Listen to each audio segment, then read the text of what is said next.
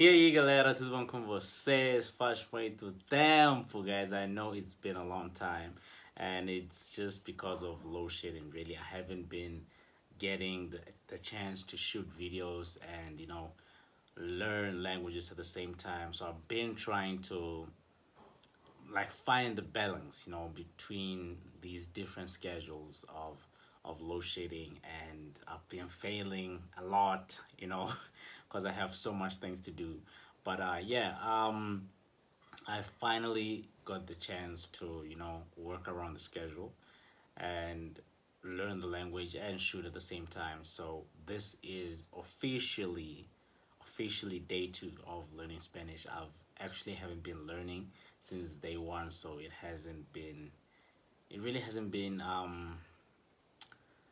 a productive couple of weeks, so yeah, but I'm back now. And day two, I just started simple, simple alphabets. And Spanish alphabets aren't really that difficult because some of them, actually most of them, are kind of similar to alphabets in Portuguese, right? But there are a few different pronunciations in the alphabets. Portuguese has 26 alphabets and Spanish has 27 alphabets. There's an extra alphabet in Spanish, and the pronunciation of other alphabets are different. So I've written down the notes because I have to write them down and remember everything. But yeah, the alphabets are as follows, and I'm gonna tell you guys the differences between Portuguese and Spanish, right? Because I'm using like similarities between the languages to learn, and I'm checking out the differences, right? So yeah, the alphabets are simple. A, B, C, D. That's of course in Portuguese as well. A, B, C, D, E. F in Portuguese say F. G in J. H. That's what we say in Portuguese, but in Spanish you don't say, there's no H, right? It's H, H, I think, right? So yeah, G, H, E. We say Jota in in Portuguese. In Spanish you say Jota. So that's a new pronunciation, Jota instead of Jota like I'm used to in Portuguese.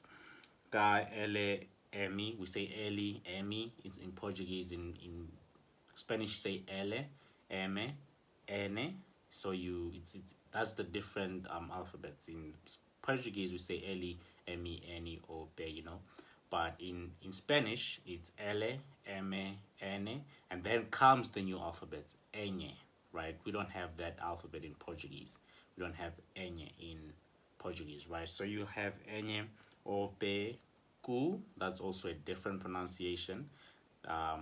Q, R. That's also different. We don't have R in in Brazilian Portuguese, because in Brazilian Portuguese our R sounds um, are silent or nasalized, right? So we say eje.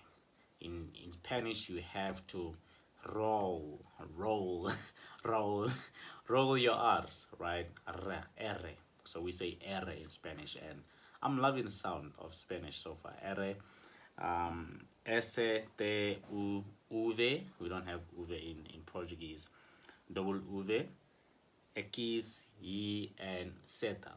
Those remaining alphabets are totally different from the ones in Spanish. So it's not difficult, so far it's really not difficult because I'm basically just learning new pronunciations of the alphabets. But yeah, it's amazing. It's amazing. I'm loving the journey. I'm loving the pronunciation of Spanish. I think for me it will be easier to um to actually pronounce Spanish words, right? But as time goes by, we'll just see how things go.